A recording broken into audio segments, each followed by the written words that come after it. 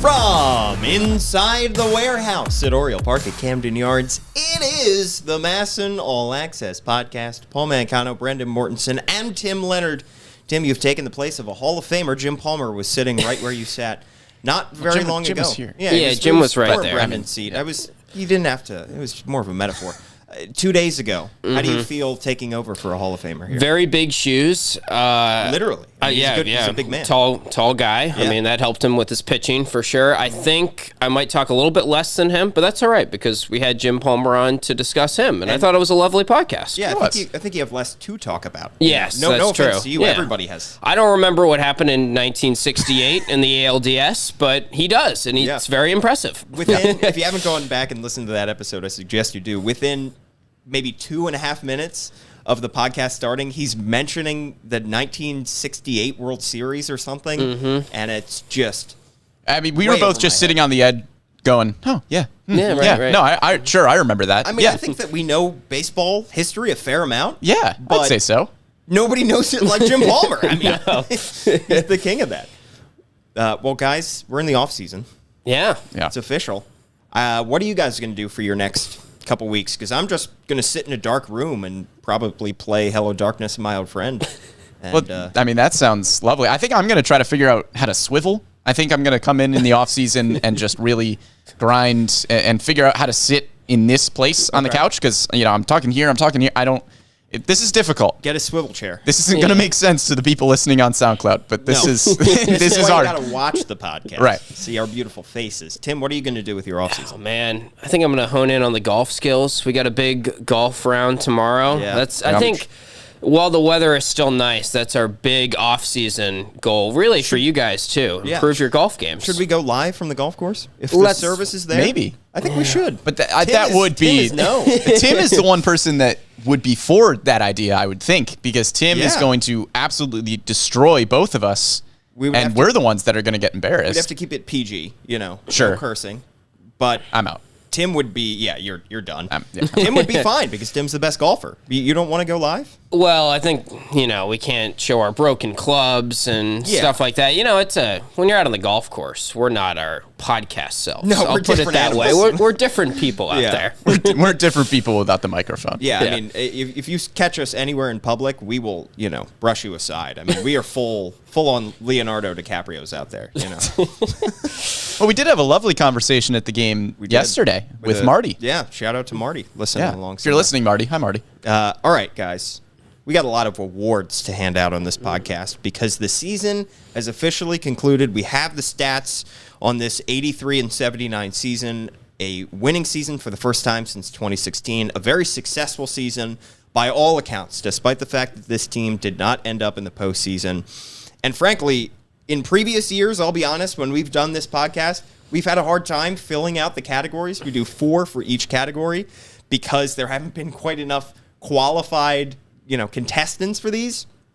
However, this podcast is going to be totally different. It was hard to narrow down all of the qualified entrants for these categories because there were so many good games, so many good performances, and so many good moments over the 2022 season. Yeah, and I think at some point, we'll do more of an overarching look back at the season as a whole. But like you said, Paul, when you have a year where you improve by 30-plus games in the win-loss column, it's hard to go back through the season and really hone in on which specific moments or which specific players meant the most to the team because it was such a large collective effort to get to this point that it was difficult to narrow down these choices, which, makes for a fun podcast.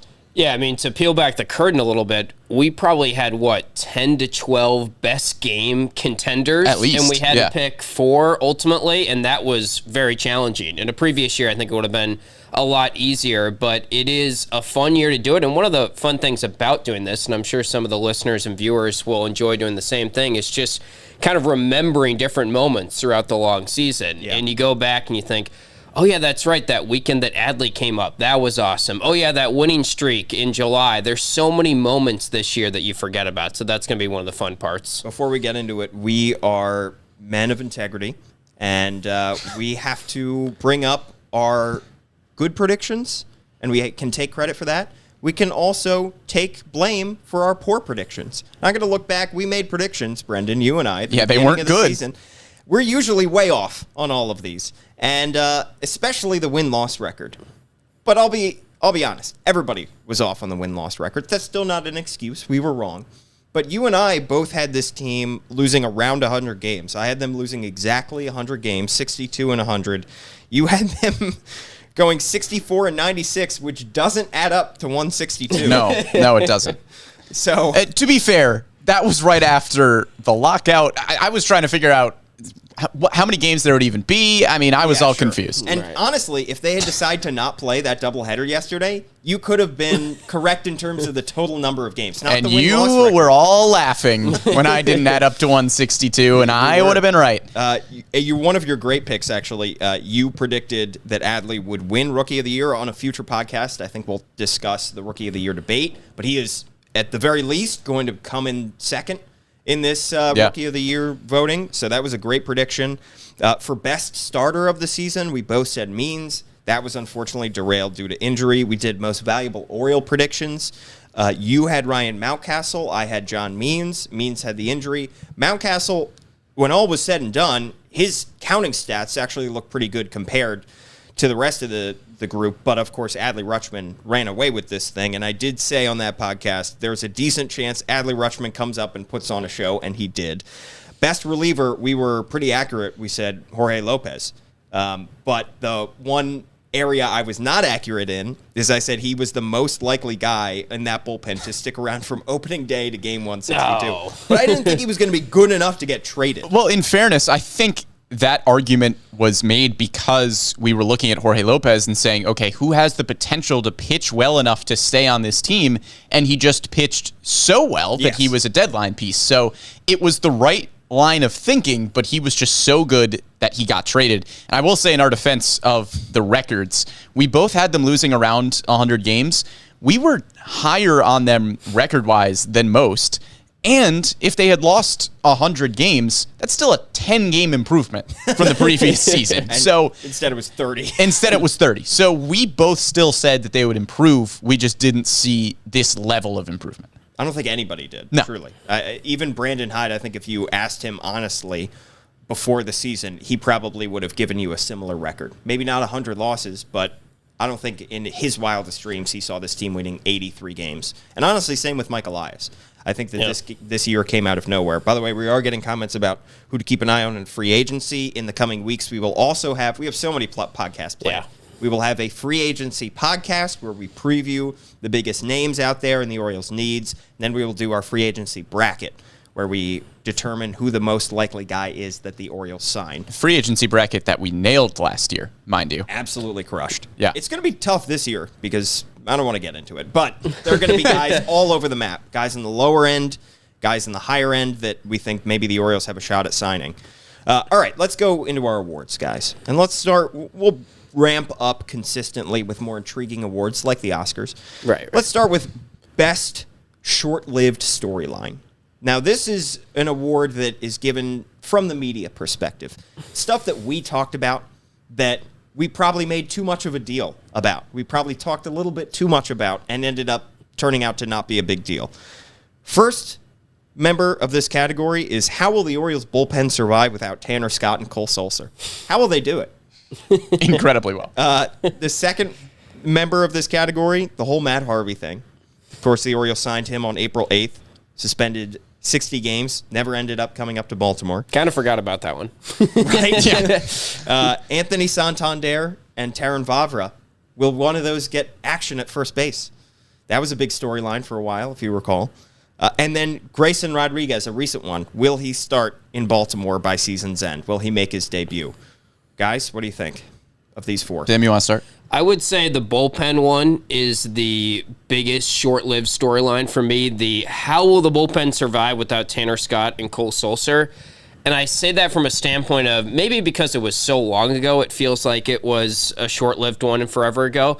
But also, it's the most laughable one to think back on, I think, because of how successful the bullpen was despite losing those two guys who By the way, I think Cole Sulser had about a 5 ERA for the Marlins this year. Tanner Scott was right around what he was for the Orioles, maybe even a little bit better. His ERA was in the 4s this year.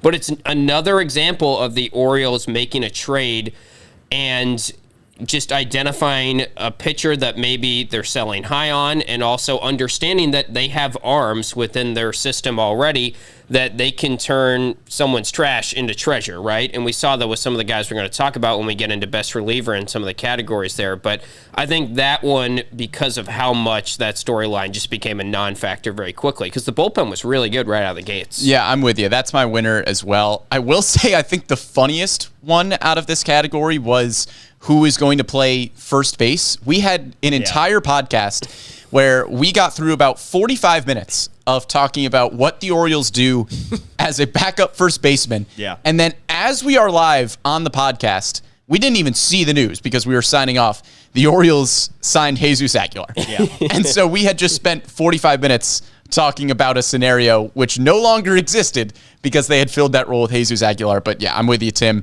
Tanner Scott and Cole Sulser just have not been good this year. They both have negative WARs. Tanner Scott is still walking guys at a ridiculous rate in Miami. Cole Sulser, I think, has an ERA in the mid-5s. 5.29. Yeah, 5.29. He had 2 saves on the year, whip over 1.6. They just haven't been very good. And for how much of a big deal that was in the offseason, that Brandon Hyde had no relievers to work with, pretty much every reliever in the Orioles bullpen was better than those two guys. Well, we were looking at the bullpen before opening day and saying it's a thin group, and then on April 3rd they trade those two guys. Right. So it was looking like, oh boy, this is going to be disaster coming for this bullpen, and it ended up being the right move for the Orioles because it cleared out some space. Paul Fry, another member of this bullpen that was designated for assignment, that we were expecting, if this bullpen is going to be good, they're going to need major contributions from Paul Fry. So the winner of that category is how will the bullpen survive without Tanner Scott and Cole Sulser? Best short-lived storyline. Congratulations. Best off-season addition. Our nominees: Brian Baker, who was claimed off waivers; Jordan Lyles, who was signed to a 1-year, potentially 2-year contract; CNL Perez, another waiver claim; and Rougned Odor, a 1-year, $1 million contract. Guys? This one's hard. I think there are 2 clear favorites in this category, being Jordan Lyles and CNL Perez. Jordan Lyles has, I mean, he ate his heart out in Baltimore. that guy nom-nommed until he is stuffed. He is completely full. He wanted more innings at the end of the year. He did. He was hungry for more. And he did exactly what the Orioles expected him to do, which was to eat innings, to save the bullpen. And I don't think you could have asked for much more out of Jordan Lyles. However, I think my vote here goes to CNL Perez. A kind of a sneaky 1.40 ERA on the season. Second lowest in Orioles history among pitchers with 50-plus innings. And the thing with Perez, where I know we're looking at this season and talking about the results of 2022 when we're looking at these categories, but Perez is 26. Yeah. And if you're talking about an off-season addition, I know bullpen arms can be up and down and they can waver in their success throughout the years, but Perez at just 26 years old not only has a chance to, have been a fixture this year, but to be a fixture moving forward. And Felix Bautista gets a ton of credit, as he should, for the 9th inning and closing down games. But oftentimes he is in those good spots because CNL Perez is locking down the 7th or 8th. CNL Perez, I think, was the most underrated Oriole this year. Because when you look at his numbers, 1.43 ERA, it doesn't feel like it was that good, but it was. The numbers don't lie. Yeah. Now, you can make a case that the expected ERA is a lot higher, and maybe there was some luck involved with that. But the number of 1.43 ERA after having a 6 ERA season, I'll give him the slight edge in best offseason addition over Lyles. I think you have to factor in that Lyles is a veteran who really helped out the staff pitching-wise when they really needed it. They needed a veteran presence. But when you consider what we expected Jordan Lyles to be, I think he was definitely better than those expectations, but we kind of knew what we were getting with Jordan Lyles. We did not expect CNL Perez to be anything close to this when he was coming off a 6 ERA season. So relative to expectations, I give Perez the edge. The other factor to consider here is the investment that you put in these guys, because Right. Baker and Perez were both waiver claims. You're really not investing much at all into that other than a roster spot. Meanwhile, Jordan Lyles got $5.5 million with a $500,000 signing bonus, a $1 million buyout, $11 million team option for next year, and $500,000 if traded. Remember, that deal was agreed upon right before the lockout began in December, and then it wasn't finalized until the lockout ended. And now the Orioles have a decision to make for 2023 and beyond. But I agree with you guys. I think Perez probably deserves this award at this point. I think you could make a solid case for Lyles, but Perez, when you look forward to 2023 and beyond, the future is certainly bright for a guy who's only 26. Right. So he wins the award for Best Offseason Addition. Our nominees for the next category, Best Surprise. Whew. This category could have been loaded with 10, but instead we narrowed it down to 4. Perez is our honorable mention in this category because he certainly was surprising, but when you consider the other nominees, he had Dean Kramer, who, remember, had an oblique injury to start the year. I totally forgot about that. Yeah, short-lived storyline. Dean Kramer. Yeah, didn't pitch until mid-May and started with Bowie, then Norfolk, before he made his way back up to Baltimore. Austin Voth, who was claimed off waivers from the Washington National after putting up a 10 ERA for them. He was claimed on June 7th and ended up becoming a big part of that rotation. Jorge Mateo was acquired via waiver claim last season. We thought maybe this guy has a chance to be a super utility player, and he locked down shortstop. And then Felix Bautista, what can you say about the guy that has been the most consistent reliever from start to finish in the Orioles bullpen? Yeah, this for me was one of the most difficult categories to choose from. I'm kind of going to go name by name and break down my thinking here a little bit. Dean Kramer, I think, has a solid case. However, he flashed. 2 seasons ago, he looked bad last year, and seeing nightmare him season even struggling in AAA Norfolk. Yeah. So to see the improvements that Dean Kramer has made this season, trusting his stuff with a much better command of the strike zone, incredibly surprising. However, I think the talent was always there with Dean Kramer. I think we saw it in flashes 2 seasons ago, and I think now we're finally seeing it come together in a way that's really effective for Dean Kramer. So it's still surprising, but we saw a glimpse. I think the same argument can be made for Jorge Mateo, where you knew the athletic ability was there. He always had the pedigree as a top prospect dating back to when he was the top prospect in the Yankees system. Yeah. The talent was always there with Mateo, and he just never really put it together. And I think once he got more consistent reps at shortstop, not that it was a given that he was going to be this good defensively, but you could look at the reasons why and go, oh yeah, that makes sense. Yeah. He's getting everyday reps. He's getting the practice. This makes sense because the ability is there. Felix Bautista, same kind of argument. He was able to crack into the Orioles' top 30 prospects a season ago, which is very hard to do for a reliever. And yes, he struggled with walks, and that's the biggest surprise for me this season with Bautista, is that the command has been fantastic, and the walk numbers have gone way down, but he, again, flashed in the minors last year. Austin Voth did not flash. Austin Voth had a 5-year career in Washington in which he had a 6.34 ERA in 2020, a 5.34 in 2021, and an ERA over 10 this season. That is a consistent track record of not being very good in the major leagues. And then he comes to Baltimore and lights the world on fire. So Austin Voth gets my vote. Austin Voth gets my vote too, and I say that from a standpoint of not necessarily he was the most important surprise of the season. I think you can make strong cases that Jorge Mateo, Felix Bautista were the most important, surprising players, but he was the most shocking, most surprising to see him go from the Nationals. Keep in mind, the Nationals are in no position to give up on anyone who has any, sort of potential to recover, right? Yeah. They're in a rebuilding stage right now. So usually it should be the other way around. It should be like maybe a Yankees gives up on a player and then the Orioles scoop up the player.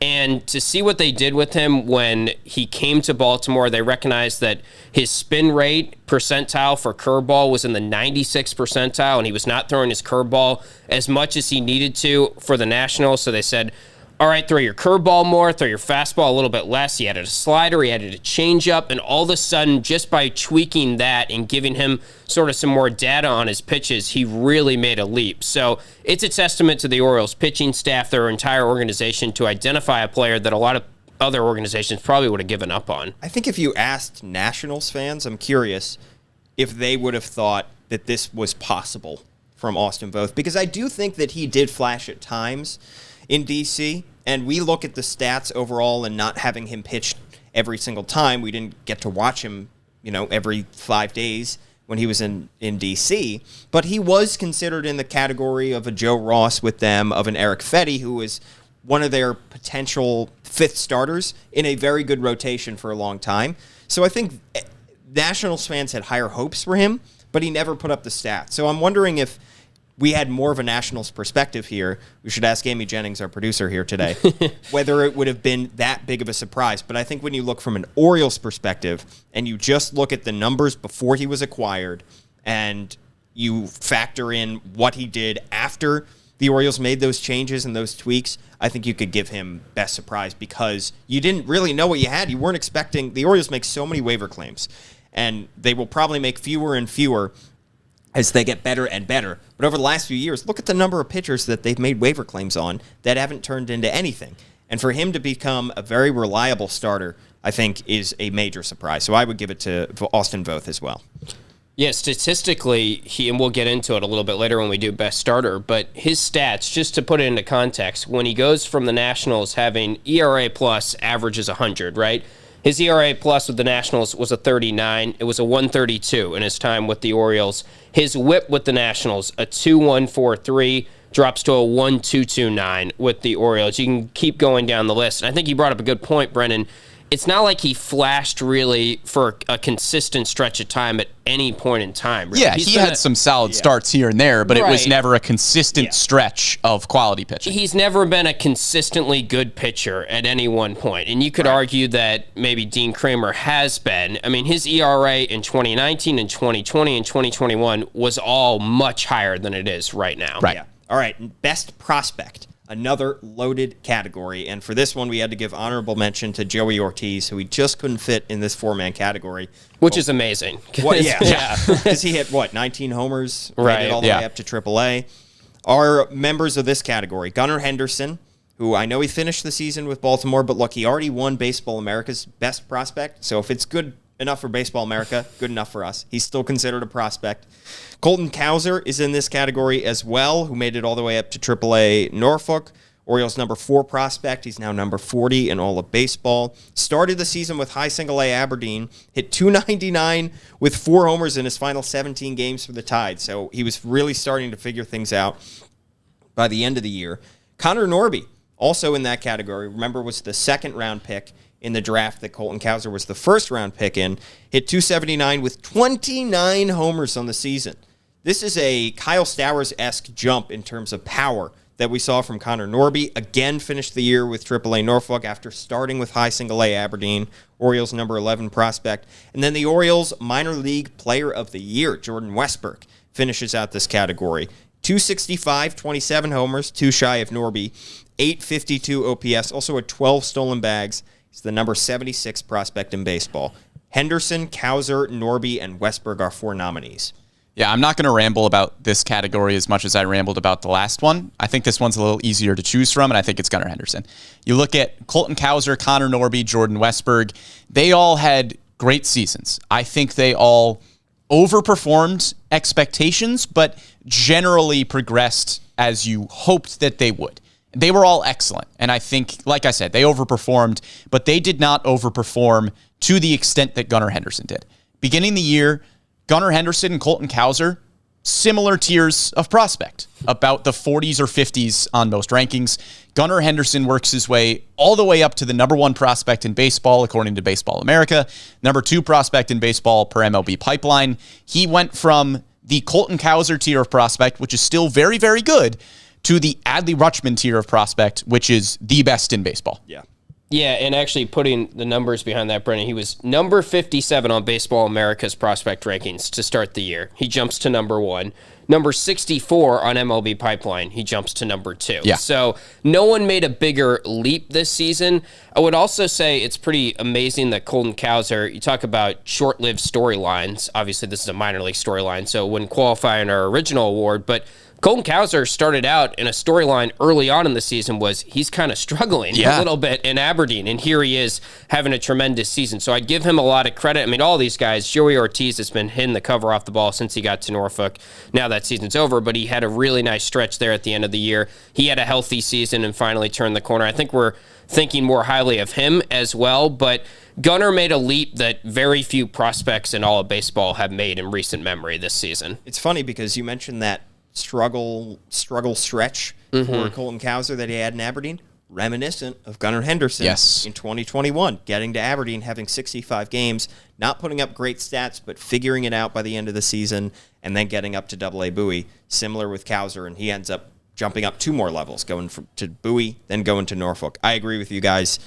It's really astonishing to think about the meteoric rise that he had. He had 297 with 19 homers and a 946 OPS in 112 minor league games this year, and ends up in Baltimore. An outcome I never would have thought possible for him to be a August 31st call-up to Baltimore by season's end. If he's good enough for the best prospect in baseball, according to Baseball America, he's good enough for the Orioles' best prospect this season. Yep. All right, best rookie. Another loaded category. We start with Adley Rutschman. Of course, the most valuable Oriole. Honorable mention for this category is Brian Baker. He's made his debut last year with the Toronto Blue Jays, but only pitched 1 inning, so he's still a rookie, according to us. Felix Bautista. It's hard to remember that he's a rookie, considering how well he pitched. 27-year-old, 65 and 2/3 innings, a 2.19 ERA, closer by season's end. Kyle Bradish debuted back on April 29th. Had some struggles over the course of the season, had some incredible highs over the course of the season. And finally, Gunnar Henderson, who had a very strong month to close out the year. Guys, of these 4 nominees, seems pretty obvious who's going to win, but all 4 deserve to be here. Yeah, it's Adley. But it's awesome that we have a category for best rookie because there are 4 with an honorable mention of Brian Baker as well. And you could even add the strong performances we've seen from Kyle Stowers, from Taryn Vavra. It's awesome that we have this many talented rookies to talk about. Yeah. It's Adley. Yeah, I agree totally. He had a 5-WAR season. He was only the 6th rookie catcher ever in baseball history to have a 5-WAR season. The others in that category, Carlton Fisk, Mike Piazza, Thurman Munson, Johnny Bench. And I actually misspoke. He's only the 5th all-time to have that. So, yeah, that's pretty good company for Adley Rutschman. Add those names. I've never heard of him. Yeah. Jim Palmer, I'm sure has heard of them too. But, yeah, I think it's a pretty easy choice, but it's also worth noting that, you know, it's easy to forget. Like you said, Bautista's a rookie. Brian Baker's a rookie. They had number of rookies step up. And when we reflect on this season, as it's been said a bunch of times, but it can't be overstated, it will be remembered as the year Adley debuted. Brendan, you tweeted something yesterday of that clip of him walking out and, you know, that famous moment where he looks around and does a 360 view. It felt a little bit different from that point on, as I think what you said, something similar to that. And that's really what we'll remember this season being, is the season that Adley debuted and then the team rallying from that point on, I think. At Brendan Morty is his Twitter handle. Yes. Subtle plug. That's me. At Tim_Leonard4. Mm-hmm. You got it? Mancano. Give us a follow. Yeah, I think it's Adley. All right, next categories. These are 3 fun ones right in a row. We got best play, best game, and best performance. And boy, these were fun to look back on the season. And talk about loaded categories. I tweeted out at Paul Mancano, plug. Yeah.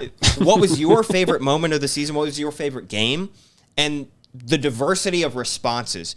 We got a lot of responses that we couldn't include here because there were so many favorite games of fans over the course of the season that they had a special attachment to. They were watching, the team comes back, and it ends up being a memorable moment for them. So we can't include them all, but we've tried to narrow it down. Let's start with best play here. And we had to include some defensive highlights and some offensive highlights. Defensive highlight, we could have picked 1,000,000 Austin Hayes throws. We could have picked 1,000,000 Cedric Mullins catches. But we're going to go with a Mullins diving catch on June 26th against the White Sox. He robs Andrew Vaughn in the right center field gap. A leaping catch, an outstanding play, and deserving of being the representative for what was another great defensive season for Mullins. Yeah, it seemed like half of the Cedric Mullins highlights this year weren't even really highlights. They were just balls that he had no business getting to. Yeah. And somehow he had an unbelievable jump. And a lot of the times he doesn't even dive or anything like that. Because he's there. Because he's just there. Yeah. It's a ball in the gap, and you just go, how did Cedric Mullins get there? And he's there and makes the out. And I do think one of the underrated things when we were going through these is you forget just how remarkable that stretch was in that time period where Mullins makes that catch. And also Austin Hayes was making, it seemed like, a defensive play every night. And you're watching the Orioles, and there was no ball that was hit into the gap that wasn't being caught by one of those guys. Even when Ryan McKenna was out there in sort of a platoon role, he was making plays as well. So there was one point, I don't remember the exact timeline, but maybe it was, I don't know, early July-ish when it felt like, wow, this defensive outfield is special, and it's really forming into one that could be really special for years to come. This is a category you should be watching on Facebook, YouTube, or the app because we have the plays running as well. Gunnar Henderson's first home run deserves to be in here as well. August 31st. Not only was it his first home run, it was also his first hit.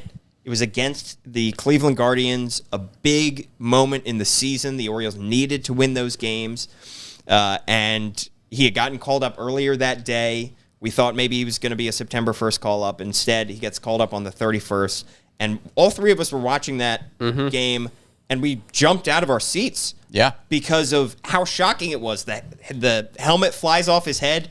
Again, none of us thought something like that was possible. You dream of something like that. I'm sure he's dreamed of hitting a home run in his MLB debut. But for it to happen at such a crucial moment in the season, when all the hype is building around this team, him to make his presence known on a national stage, I think, was thrilling. And he could barely even see. Yeah. I mean, his helmet flew off and it looked like it was covering his eyes. Yeah. Like, it was unbelievable. And as you said, I memean, we know how good Gunnar Henderson had been in the minor leagues this year, but to see him in a lineup that included Adley Rutschman and Gunnar hits a home run, it's one of those moments this year that really encapsulated the fun of what this Orioles season was.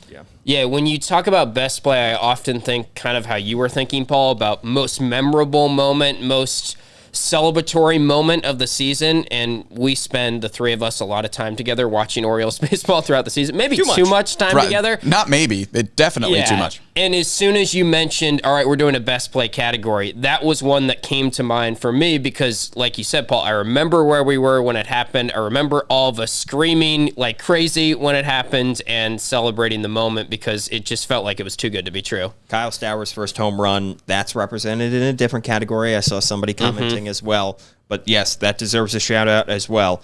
Another one, Trey Mancini, the inside the park home run. I'm still amazed that was scored in inside the park home run. In my mind, when I was thinking back on it, I thought, oh, that's an error. A Little League homer. And no, it was an inside the park home run. Remember, there was controversy after that game, after the ball hits Josh Lowe, after he loses it in the sun, and it ricochets 30 feet to his left. Yeah. Trey Mancini ends up scoring on the play, and it was Mo Gabaday. It was his final game at Oriole Park at Camden Yards. What a special moment for so many reasons. It just encapsulated, again, like everything that Trey Mancini meant to this team, meant to the city of Baltimore. For him to have that moment in his final home game, it almost made the trade a little bit easier because that moment happened and everyone just went, okay. Yeah. Like if this is the final time we see Trey Mancini in an Orioles uniform at Camden Yards, I mean, what a way for Trey Mancini to leave his mark. Yeah, you talk about storybook, poetic, surreal, like all those adjectives. I think this is the play that for me I would select as best play just because it doesn't even feel real that it happened to this day. And thinking back on it, it's just an awesome moment that given what he meant to the Orioles, what he meant to the city of Baltimore and the community, that he kind of somehow gets this perfect ending, even though we didn't even write the script for it. It felt like it was a script that was written. And especially for it to come on Mo Gabaday. Yeah. And Kevin Brown saying something, I believe, on the broadcast, like there is somebody up in heaven smiling at this moment. It was really special for so many reasons. You have to include a Jorge Mateo play in this category. It was impossible for us to narrow it down, but we came up with one, and it's a stumbling throw in the first inning, I believe, of a game on September 5th against the Blue Jays at home. He ranges to his left. He loses his balance. He's on the ground. He picks it up, and he takes 2 falling steps backwards. He's at a 45-degree angle with the ground and throws a 2-bouncer, and a great job by Ryan Mountcastle on the other end to stretch out and make the out. Again, a critical time in the season. There are a million Jorge Mateo plays we could have put in here, but we just thought this one was the best combination of importance and athleticism. And we could honestly just put up a 20-minute Jorge Mateo highlight reel and just have that be the podcast. I mean, he made so many highlight-worthy plays, like you said, that it was impossible to narrow this down. But the throw is unbelievable. The fact that he even gets to that baseball up the middle is a testament to his range. And again, because it came so late in the season in September, it was a meaningful game, and it really just showed how far he had come as a defensive player at the shortstop position. So that play was unbelievable. I think it was throwing out George Springer as well, who runs pretty darn well. I would say so, yeah. There's a couple plays this year where I just watched the replay back over and over and over, and it was like, I'm not processing this. One of them was, it's, I guess, not necessarily a huge play, but that one angle of Adley Rutschman's big, like, uppercut home run swing. I think it was a Red Sox game when he hit one to center field, and that was one where it was like, all right, I'm just going to watch this replay for the rest of the night, and this is going to occupy my time. Also, that Jorge Mateo play where he's stumbling and it just didn't make sense in the moment. And even when you watch it 10, 15 times over, I still don't understand it. For me, the play that I watched over and over again was Austin Hayes' throw from the left field corner. It was an unbelievably accurate throw all the way to home. And that one camera angle of it. Yes. Yeah. I mean, it was right down the line, and it was just like a 1 or 2 bouncer right into the catcher. It was absolutely perfect. Plays like that, even the Austin Hayes in the upper deck home run, I will watch over and over again because he crushed that ball. For me, combination of the importance of the game, the special moment that it was, for me, the winner of this category has to be Mancini's inside the Parker. Yep, I'm with you. It just, what it meant to see it happen and just go like, wow, that's Trey Mancini.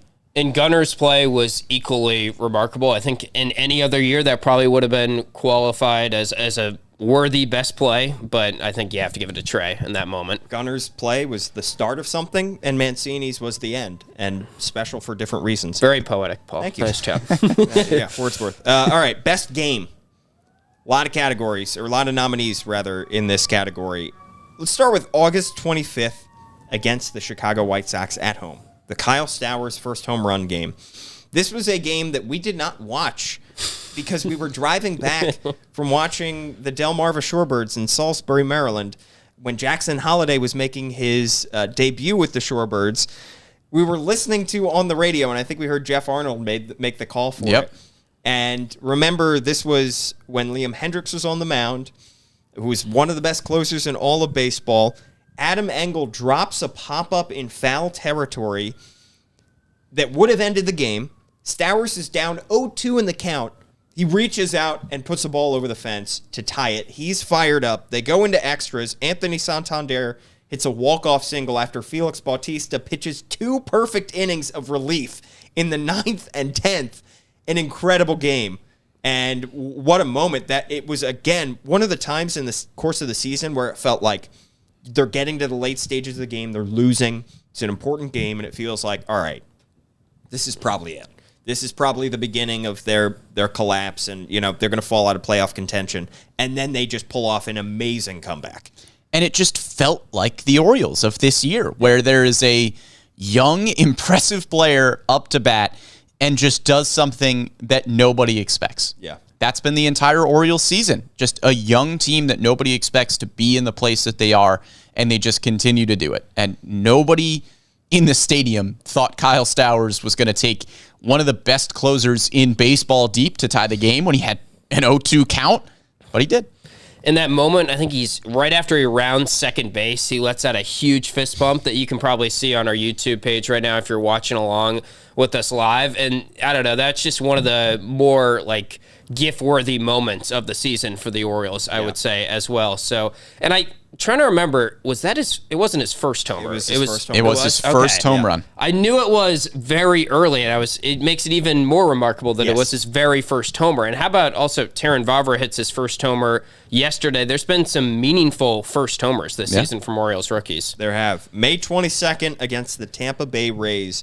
This was the Orioles' third walk-off in a 4-game stretch. And remember, this was Adley Rutschman's second career big league game. Remember, he came in, I believe he came in as a defensive replacement in this game. I think so, yeah. Because I think Chirino started this game. Remember, he played on, or at least he changed positions. There were all kinds of crazy things. Maybe he was DH and then he moved to the field later in the game, something like that. Yeah. So the Orioles ended up winning this game 7-6 after a lengthy rain delay in the middle of this game. Remember, Spencer Watkins started this game, did not record an out, was ended up being charged with 3 earned runs. The Orioles were down 4-0. They come all the way back. They tie it in the 9th after they were down to their last strike on an Austin Hayes double. And then in the 10th, after a long rain delay, Rougned Odor walks it off with this crazy, bizarre swing on looked like a Vlad Sr. swing with a ball that was in the dirt. And it was a fielder's choice, and Adley scores the winning run. The Orioles win 7-6 at a time when things were starting to turn around for the Orioles. Yeah, this was really the beginning. This was one of the games where you looked at the Orioles and you were like, oh my God, Adley's here. It's happening. Things are changing. Like, it was just one of those games that really put into perspective the potential of this team. Yeah. Yeah. Also, Tim Leonard's first weekend here too, so that was, I think, a big reason. They Everything brought was out all the changing. stops. Yeah, of course. Yeah. Everyone credits Adley, but you No, got to give me some credit too. Yeah, come on. A week later, the Orioles didn't have a walk-off win, but it was an impressive win nonetheless. At Fenway, the Orioles were down 8-2 in this game. They were down 6-0, then 8-2, and they come back and win it 12-8. They scored 3 in the 7th, 3 in the 8th, and 4 in the 9th. Jorge Mateo had a great game. It was indicative of the kind of season that the Orioles were having. Again, not a walk-off, but a game the Orioles were down 6 runs at 2 different points. I believe it was a Friday night at Fenway, and they end up coming back and winning. This is a game where last year you'd turn the TV off. Yes. Because the Orioles just didn't really have it in them to come back in these games. We don't turn the TV. We don't turn MASN off. Come on. We watch all the games. Every game. Every moment. But it felt like you could have if you wanted to. Sure. Because the Orioles just didn't come back in a lot of these games, whereas this year it felt like they were truly never out of a game. I'll rephrase. This is a game last year where Jim Palmer and Kevin Brown would have been talking about nonsense by the end of the game. But this time they were more actually so talking than usual. about Yeah, more so than usual. Is amazing that it could get to more so than usual. But no, that I think you have to think about comeback victories when you're thinking about the best game category. Yep. That may have been the most improbable comeback of the season. And when you do a win probability graph of that, I'm sure it's outrageous the Orioles came back. One more walk-off in this category. July 8th against the Angels. Trey Mancini walks it off, and the Orioles win 5-4. Remember, they were down 3-0. They score 1 in the 7th, 1 in the 8th, and then 3 in the 9th. I believe Shohei Ohtani and Mike Trout both homered in this game. And they each had 3 hits in the game as well. Absurd. Ladies and gentlemen, the Angels. Yes. So the Orioles were down to their last out. They were down to their last strike with nobody on base, and they're down by 2 runs at this point.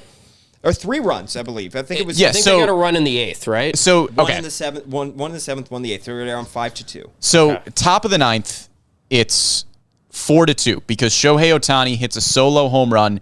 Cedric Mullins narrowly misses this ball. I mean, Cedric Mullins has a great angle on it and probably misses robbing a Shohei home run by this much. So the Orioles are down 2 going into the bottom of the 9th.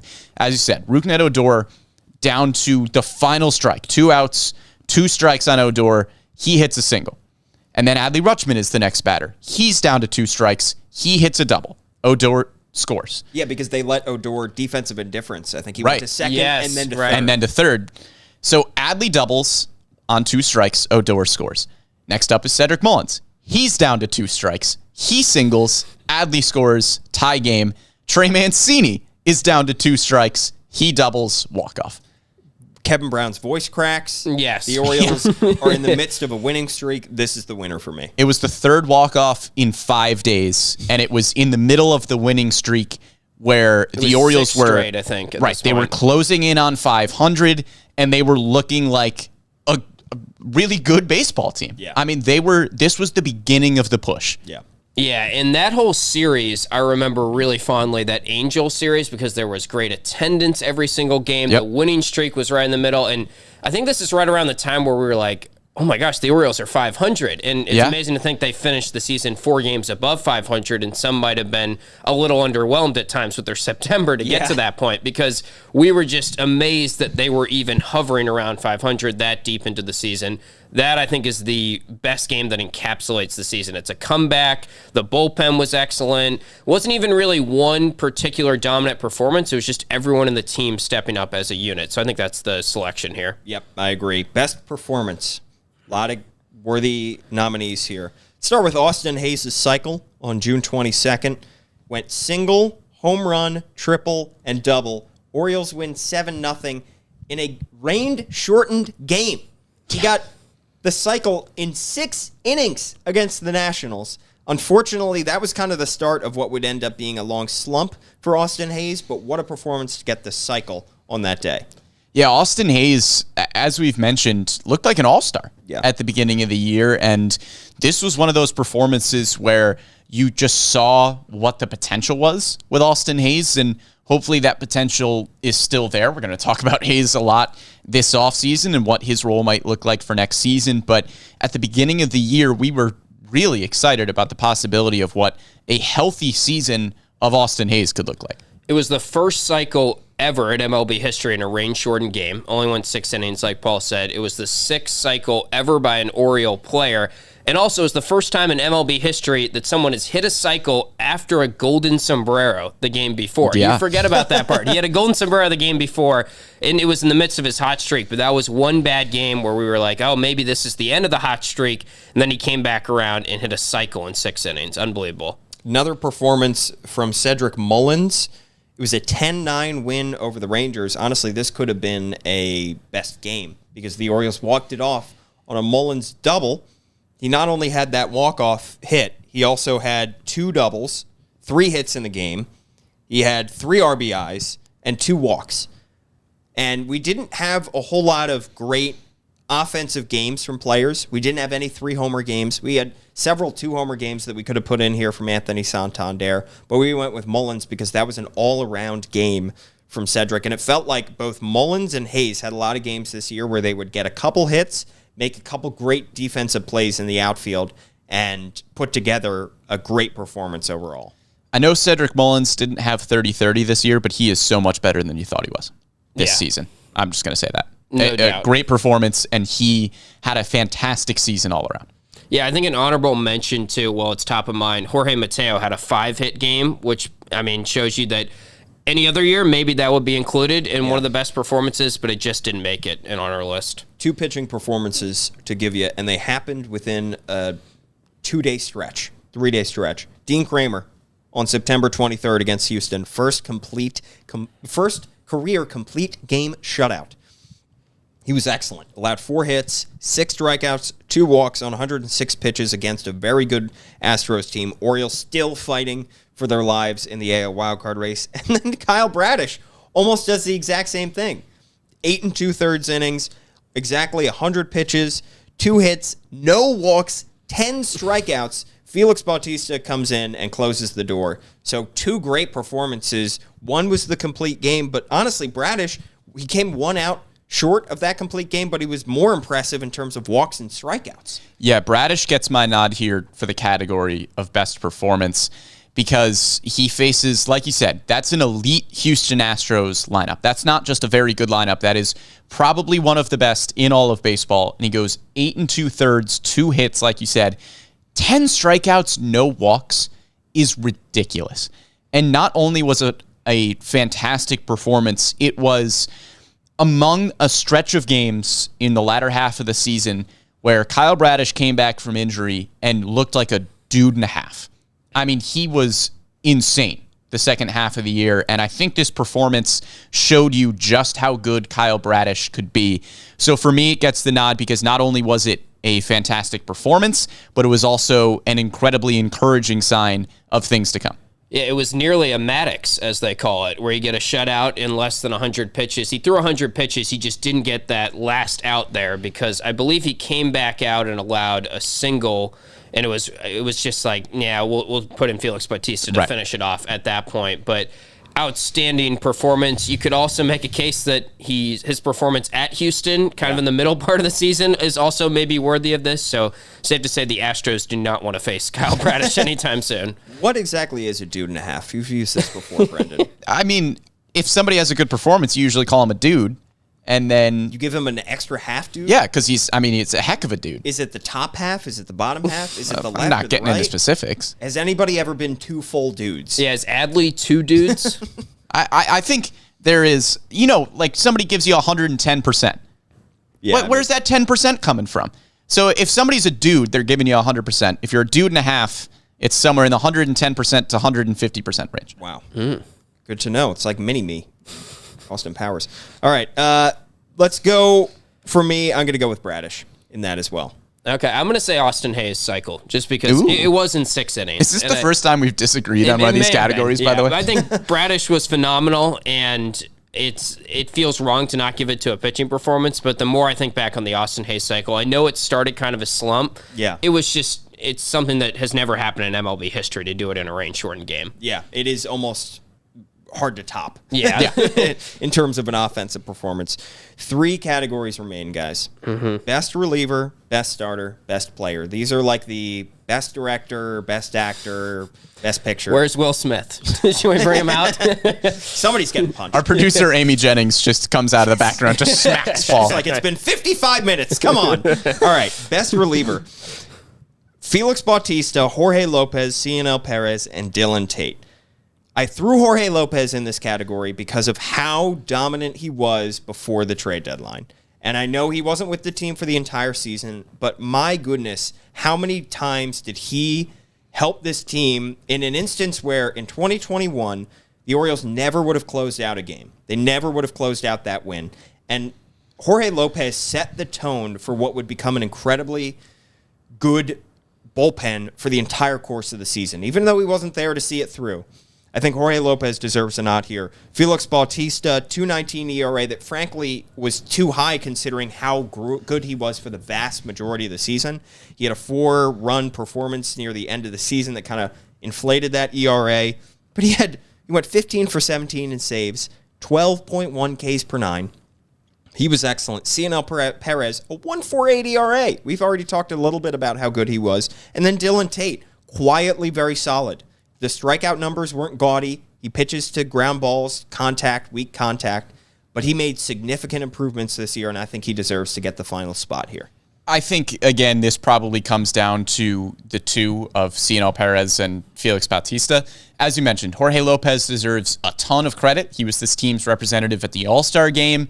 He was absolutely lights out the first half of the season, but I think you have to go with somebody who has been here for all 162, which is not the fault of Jorge Lopez. That's just how things turned out. I'm going to go with Bautista, just because I know the ERA for Perez is better, but I'm not going to use the advanced numbers against him, but Perez just wasn't as dominant. I mean, Felix Bautista had a better whip. He had better strikeout numbers, and it felt like a lot of the time with Felix Bautista, if he was on, if he had his A stuff in a game, nobody was touching that dude. His stuff was unhittable at times. That dude and his half dude. Right.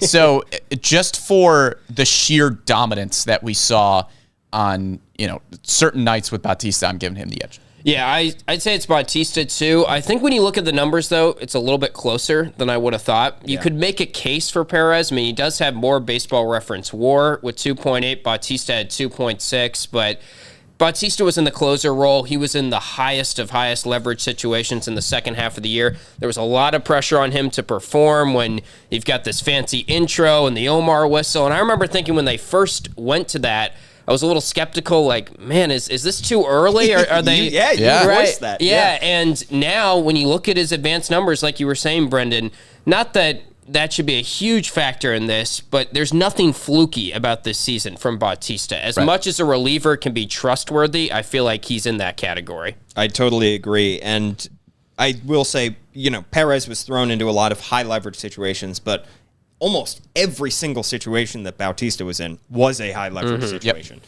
So I got to give it to Bautista here. Best starter. This one is a little bit more difficult because no one starter, for as good as the Orioles pitching staff was, this season and the improvements they made under Chris Holt and Brandon Hyde, no one guy stepped up and was the, Cy Young contender, was the take the ball every fifth day and you're getting a win guy. They just were good across the board. So for these 4 nominees, I went with Kyle Bradish, Dean Kramer, Jordan Lyles, and Austin Voth. All 4 guys were flashed significant improvements this year. All 4 guys were good in their own right. None of them was head and shoulders above everybody else, though.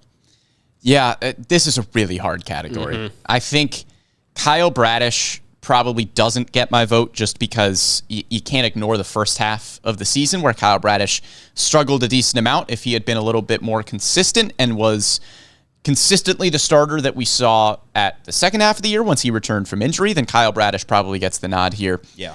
Austin Voth was excellent all year long, but he wasn't here for the entire season, which works against him a little bit. Added June 7th. Right. And I will say as well that when there was a new starter added to the Orioles rotation, Austin Voth was the first one to move back into the bullpen, which I think says something about how the coaching staff viewed the starting rotation, which isn't anything against Austin Voth. Maybe that decision was just made because he has the capability to be a reliever. He's done it in his career. Well, remember the first few starts that he had in Baltimore, they were like 3 2/3 at most. They really weren't, because he wasn't a full-time starter when they claimed him. So for me, this comes down to Jordan Lyles and Dean Kramer. Jordan Lyles, I think, was incredibly valuable, as we've talked about, with eating the innings. He did exactly what the Orioles wanted you to do. My vote goes to Dean Kramer. The ERA was over a run better than Jordan Lyles with a 3.23 ERA in 22 games. Had a whip just over 1.2. The strikeout numbers were down, but as both Kramer and Hyde have talked about this season, that was a process thing where he wanted to attack the strike zone more and induce weak contact. And again, I know that this is an award for this season, but it inspired so much confidence about what we could see from Kramer moving forward.